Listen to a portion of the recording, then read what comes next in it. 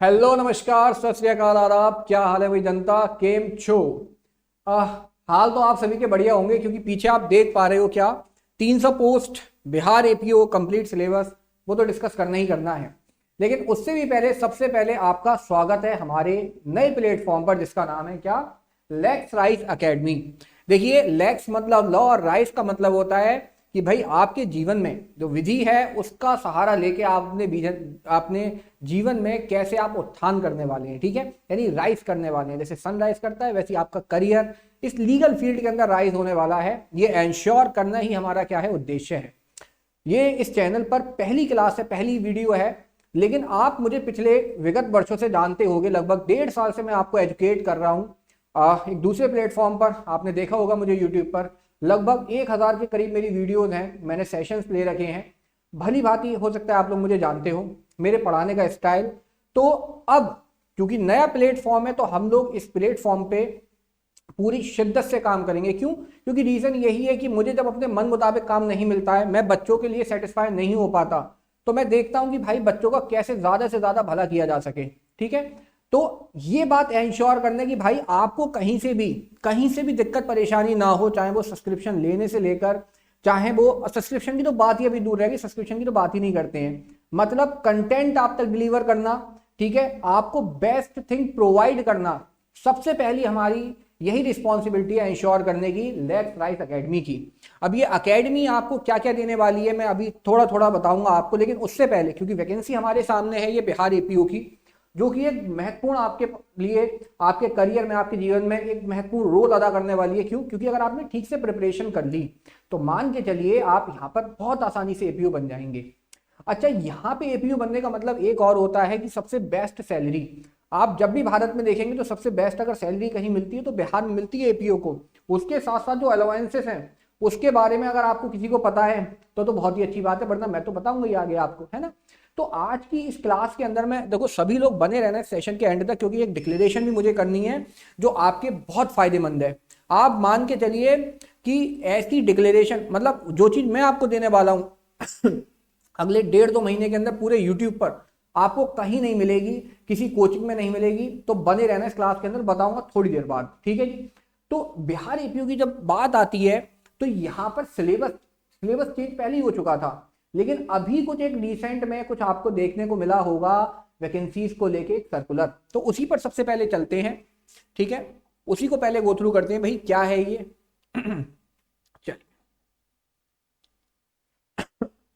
चलिए, ये रहा वो circular Bihar public service commission का जो 2 फरवरी को आया था, यानी कल आया था, ठीक है।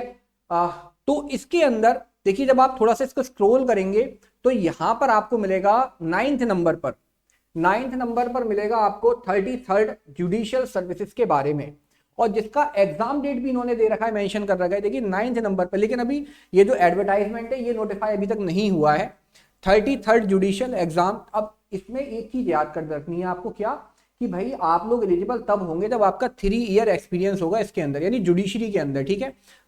और 173 यहाँ पे सीट्स है, और एग्जाम की डेट भी है 30 जून 2026 को एग्जाम होने वाला है प्री का। यानी कि अगर आपका 3 ईयर एक्सपीरियंस क्राइटेरिया पूरा हो रहा है तो आप एलिजिबल हो इस एग्जाम के लिए। और आपके सामने अगले मतलब कितना, लगभग 5 ही महीने, 4 महीने मान के चलो, 4 महीने में एग्जाम आने वाला है। उसके साथ साथ बिहार एपीओ, इसकी एग्जाम देखो सीट्स हैं टोटल 300 सीट से बहुत बड़ा नंबर होता है, जहां पे वैकेंसी लंबे समय से नहीं मिलती आपको, वहां पे 300 सीट्स का महत्व जान रहे हैं आप। तो इसकी डेट है 15/7/2026, यानी आज से लगभग आपके पास कितने, लगभग 5-5.5 महीने आपके पास हैं एक इफेक्टिव तैयारी करने के। क्लियर? तो देखो ये सर्कुलर अभी आपके सामने आया जिसने खलबली मचा रखी है कैंडिडेट्स के अंदर जो सीरियस हैं और प्रिपरेशन करना चाहते हैं, प्रिपरेशन कर रहे थे लंबे समय से बिहार एपीओ के लिए, ठीक है। और खासकर देखिए कुछ स्टेट जैसे यूपी हो गई, ठीक है, झारखंड हो गए, यहाँ के आसपास के जो स्टेट्स के लोग होते हैं बिहार को टारगेट करते हैं, क्योंकि यहाँ का पेपर भी बहुत प्यारा आता है, ठीक है। तो सबसे पहले अब हम बात करते हैं किस पर, सिलेबस पर, ठीक है। लेकिन वो डिक्लेरेशन जो मैं करना चाहता था कर दूं, मुझसे रहा नहीं जा रहा चलो कर दे रहा हूं। देखो भैया ये क्या लिखा हुआ है, ये लिखा हुआ है फ्री फ्री फ्री, है ना, इतने सारे फ्री लिखे हुए हैं यहाँ पर। यूपी एपीओ 2026 जो कि पेपर होने वाला है आपका कितना, मार्च में होने वाला है। देखो भैया इसकी फ्री क्लासेस स्टार्ट होने जा रही हैं, मतलब मैं आपको बीएनएसएस, बीएसए, ये सब कुछ एमसीक्यू सेशंस के साथ साथ ये सब फ्री में प्रिपेयर कराऊंगा, कोई फीस नहीं, 1 रुपए भी चार्ज नहीं है इसका। फ्री आपको पीडीएफ मिलेंगी क्लासेस की, यानी नोट्स की पीडीएफ आपको मिलेंगी। उसके साथ साथ मॉक टेस्ट मैं ही कराऊंगा डेली। क्लास की टाइमिंग सभी लोग ध्यान रखेंगे, क्लास की टाइमिंग मैं आपको बता देता हूं। क्लास की टाइमिंग रहेगी हमारी कितनी, 7:30 बजे इवनिंग में 7:30 PM। आप सभी लोग अलार्म सेट कर लीजिए, 7:30 बजे डेली हम मिला करेंगे। और भैया यूपी एपीयू की प्रिपरेशन मैं कराऊंगा आपको पूरी तरीके से, बिल्कुल फ्री ऑफ कॉस्ट। और आपने अगर इस प्रिपरेशन को कर लिया, अभी कल को मैं 1-2 दिन के अंदर आपके साथ शेयर करूंगा पूरा टाइम टेबल कि हम कैसे कैसे करेंगे। क्लासेस लगभग वीक में डेली होंगी, ठीक है, संडे के छोड़ के। तो रेगुलर क्लासेस इसमें होने वाली है, जिसमें आपको डेली लाइव क्लास 7:30 बजे होगी। लाइव क्लास कोई रिकॉर्डेड नहीं, उनकी पीडीएफ आपको मिलेंगी, नोट्स की हो चाहे एमसीक्यू हो। उसके साथ साथ मॉक टेस्ट मैं ही कराऊंगा आपको। और नोट्स ऐसे, ये जो मॉक टेस्ट है ना, इतने कारगर होने वाले हैं, इतने कारगर होने वाले हैं। एक क्लास कर लेना, आप पूरी क्लास किए बिना रह ही नहीं पाओगे जितनी मैं कराऊंगा उसके अंदर आगे, चाहे वो बीएसए की हो चाहे पुलिस एक्ट।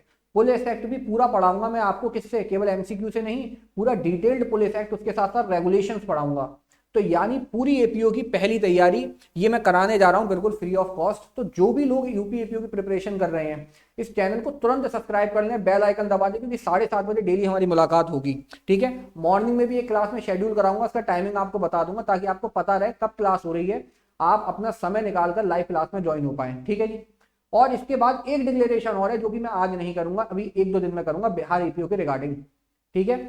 लेकिन एक बात मैं लास्ट में इंश्योर कर रहा हूं कि इस प्लेटफॉर्म पर, यानी लेट्स राइज जो हमारी एकेडमी है, इस प्लेटफॉर्म पे 2 चीज बता रहा हूं। क्योंकि अब मैं अगर आप में से किसी को पता हो तो मैं रोजगार विद अंकित RWA, जिनका नाम आपने सुना होगा, मुझे नहीं लगता इस नाम को किसी भी पहचान की आवश्यकता है या किसी को भी बताने की आवश्यकता है कि ये क्या नाम रखता है और अंकित भाटी सर और RWA क्या है इस देश के अंदर, ठीक है, हर एक बच्चा जानता है। तो वहां मैं नेट पढ़ा रहा हूं, लेकिन यहाँ आपको जुडिशरी पढ़ाऊंगा, AIB, बिहार एपीओ, जितनी भी स्टेट जुडिशरी है, जितने भी स्टेट के एपीओ हैं, आपका दिल्ली एपीओ, ये सब पढ़ाने वाला हूँ इस प्लेटफॉर्म पर, ठीक है, मेरे पर्सनल प्लेटफॉर्म पे। नेट वहां पढ़ाता हूँ मैं RWA में। तो RWA की मैंने जो मुझे कुछ बातें अच्छी लगी उन्हीं को मैंने अडॉप्ट करा है। 2 बातें जो वहां की हैं वो है, सबसे पहली बेस्ट, क्या बेस्ट कंटेंट, जो कि मैं हमेशा से आपको देता चला आ रहा हूं। अगर आप मुझसे एक भी क्लास आपने पढ़ी हो तो आपको इस बात पे कोई शक मुझे नहीं लगता होगा, बेस्ट कंटेंट आपको मिलेगा। दूसरी चीज, बेस्ट प्राइस पर। बेस्ट प्राइस का मतलब समझ रहे हो, दिस इज मिनिमम, इससे मिनिमम प्राइस ना पूरे यूट्यूब पर कहीं आपको जुडिशियल कोचिंग्स के अंदर नहीं मिलेगा। ये केवल नाम मात्र का है, जिससे हमारे भी थोड़े बहुत असिस्टेंट और इन सबके खर्चे होते हैं वो निकलते रहे। यानी कि पूरा डिवोटेड है आपके प्रति हम लोग, ठीक है जी। ना बेस्ट इससे कंटेंट आपको मिल सकता, ना बेस्ट आपको मेमोराइज करने का तरीका मिल सकता। क्लास में आकर देखना, सारा कुछ आपको क्लास में याद हो जाएगा।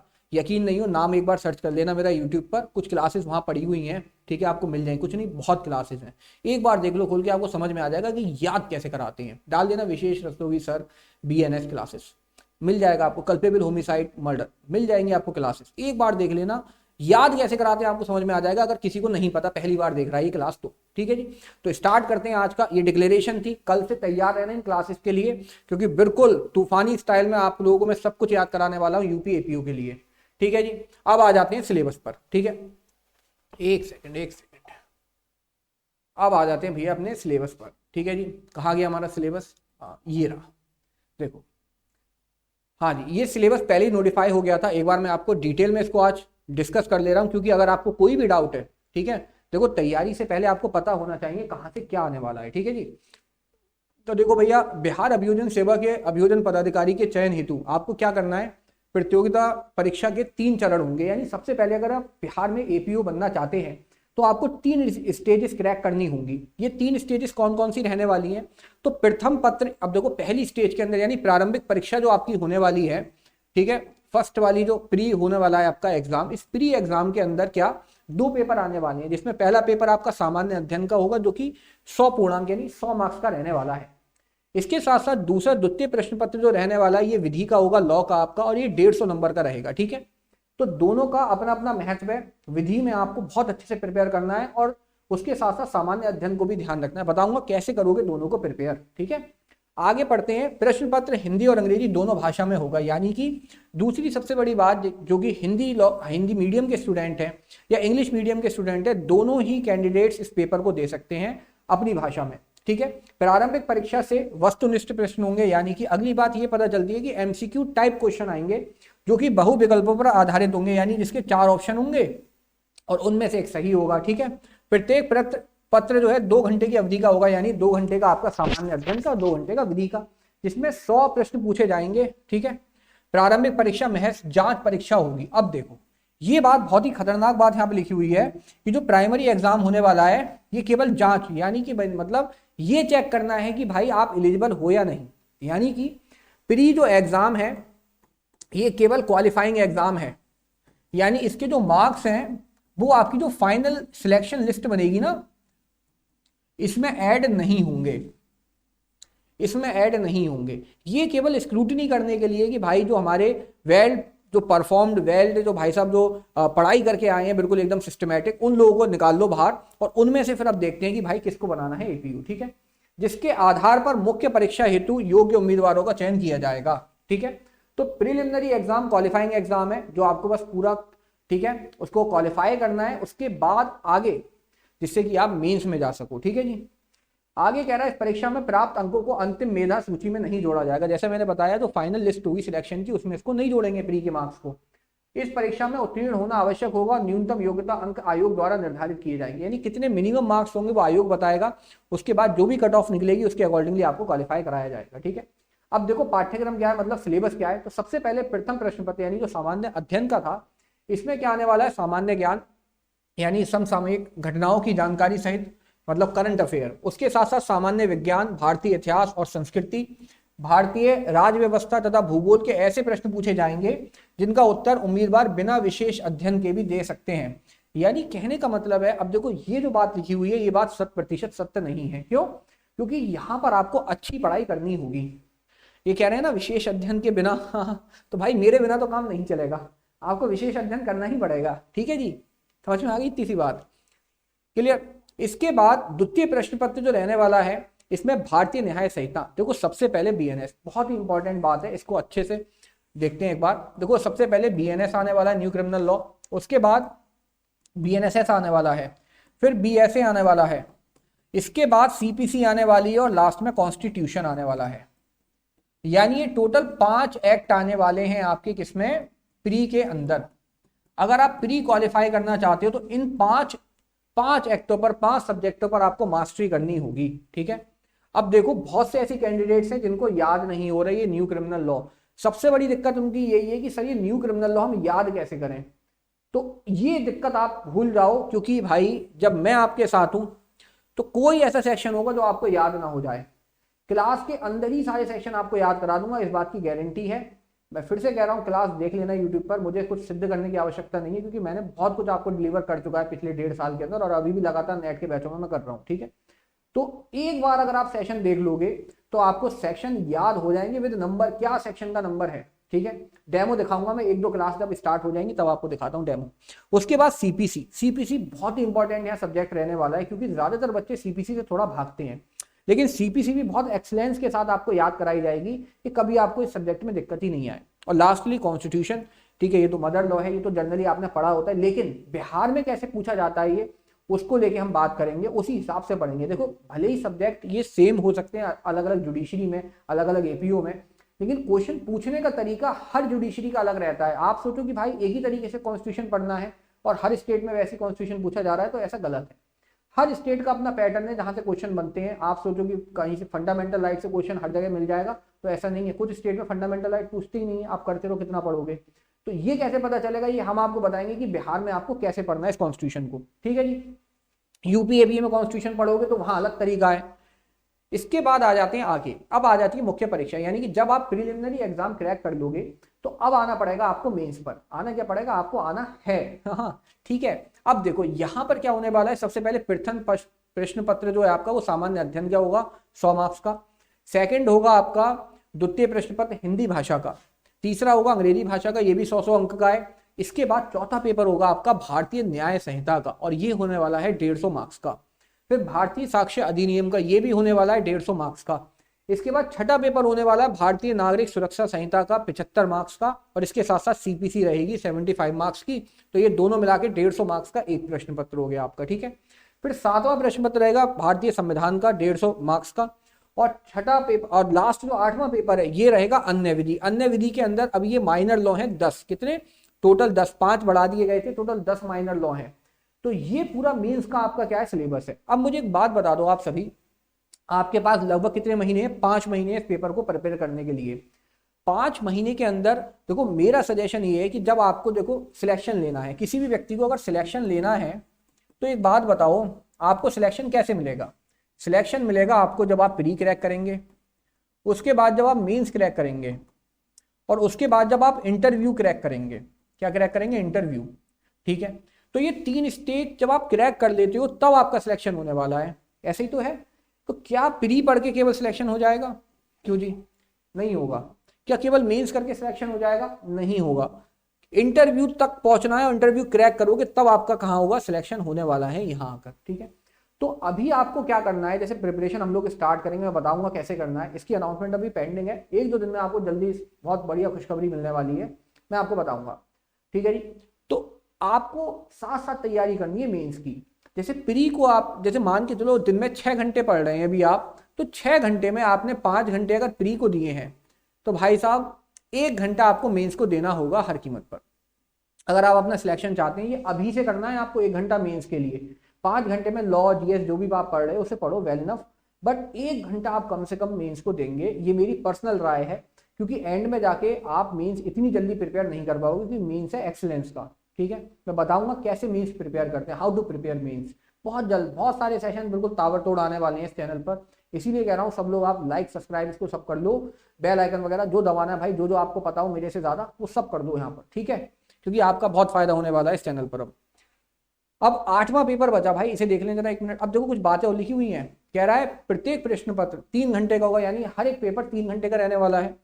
प्रथम जो प्रश्न पत्र है इसमें सामान्य अध्ययन का होगा, इसका सिलेबस यहाँ पर मेंशन है ही आपका, ठीक है। इसके बाद द्वितीय प्रश्न पत्र हिंदी भाषा का, लेकिन यहाँ एक बहुत ही प्यारी सी बात लिखी हुई है, ठीक है।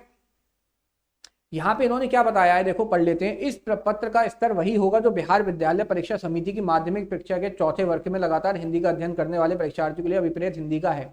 इस परीक्षा में उम्मीदवार के सरल हिंदी में अपने भावों को स्पष्टता और शुद्ध वाक्यों में इन्होंने व्यक्त करने की क्षमता और परिचित व्यक्तियों पर हिंदी की सहज बोध शक्ति की जांच होगी। इस पत्र के लिए न्यूनतम योग्यता प्रदायी अंक 30 है, मतलब कम से कम 30 मार्क्स तो आपको लानी है इसके अंदर, जिसे नहीं प्राप्त करने पर उम्मीदवार को लिखित परीक्षा हेतु योग्यता प्राप्त नहीं माना जाएगा।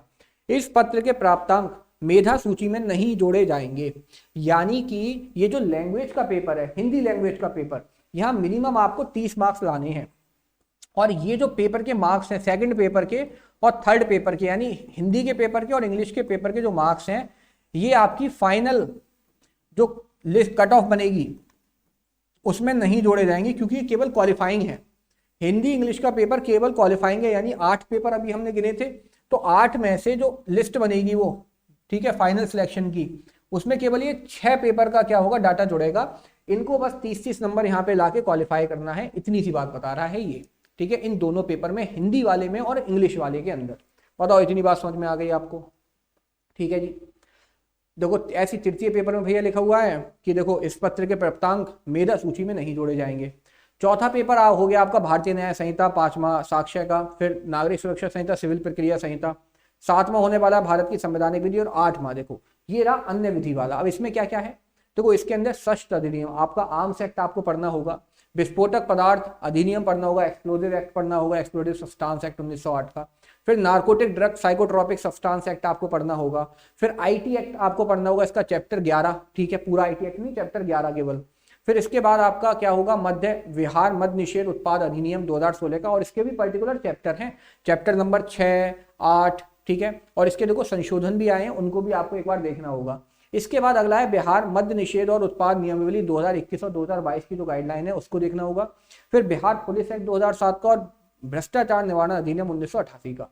तो ये रहा आपका। इसके बाद अभी और भी है भाई, अनुसूचित जनजाति जाति यानी SC/ST एक्ट आपको पढ़ना होगा, और पॉक्सो अधिनियम, यानी ये टोटल कितने हो गए भाई, टोटल हो गए आपके 10 माइनर एक्ट।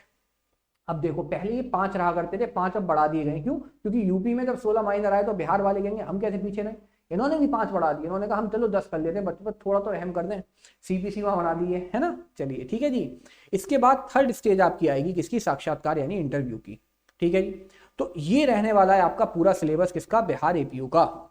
पूरा सिलेबस बिहार एपीयू का ये है आपका। आपको डेट भी पता चल गई, एक बार फिर मैं आपको डेट बता देता हूं अगर आप भूल गए हो। भाई देखो, इसको मौके को छोड़ना मत, ठीक है। इसकी डेट है 15/7/2026। इस डेट को अपने कैलेंडर में, अपने रूम में अभी से लिख लो। एक एक दिन मार्क करते चलो कि भाई पेपर आ रहा है, पेपर आ रहा है, ठीक है जी।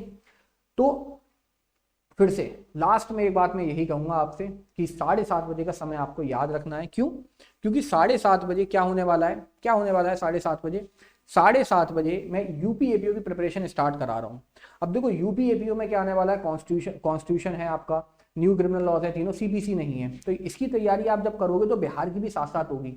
लेकिन बिहार की एक स्पेशल तैयारी की खुशखबरी मैं आपको दूंगा अभी 2-3 दिनों के अंदर, 1-2 दिनों के अंदर, बहुत जल्द दूंगा। और यकीन मानना आपका मन प्रसन्न हो जाएगा, इस बात की मैं गारंटी ले सकता हूं आपसे, ठीक है जी। बात क्लियर, सब कुछ इसमें मिलने वाला है, क्लियर। आपको अगर मुझसे कांटेक्ट करना है तो इसका नंबर मैं शेयर कर दूंगा अगली क्लास में, डिस्क्रिप्शन में मेंशन कर दूंगा, वहां जाके मुझसे कांटेक्ट भी कर सकते हैं। अगर कोई भी आपको अगर डाउट हो तो नीचे कमेंट सेक्शन में आप प्लीज मेंशन कर दीजिएगा, ठीक है जी। तो आज पहला सेशन था हमारा किसका भैया, लेट्स राइज एकेडमी का।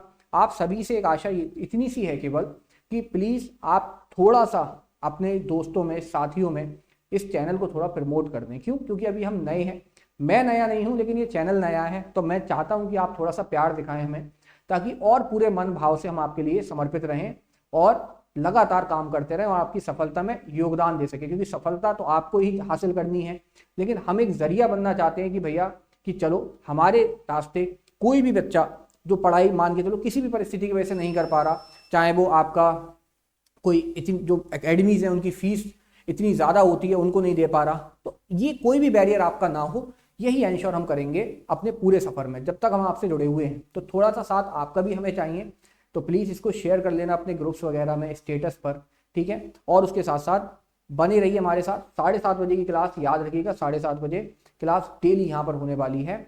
मिलते हैं आपसे नेक्स्ट क्लास में, नमस्कार।